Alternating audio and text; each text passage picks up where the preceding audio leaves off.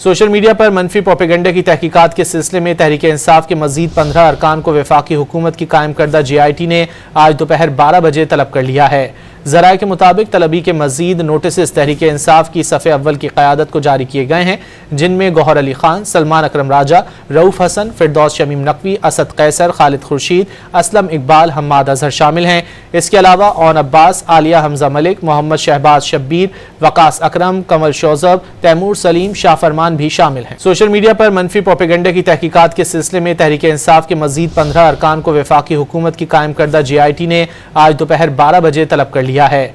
ज़राए के मुताबिक तलबी के मजीद नोटिस तहरीक इंसाफ की सफ़े अव्वल की क़यादत को जारी किए गए हैं, जिनमें गौहर अली खान, सलमान अकरम राजा, रऊफ हसन, फिरदौस शमीम नकवी, असद कैसर, खालिद खुर्शीद, असलम इकबाल, हम्माद अजहर शामिल हैं।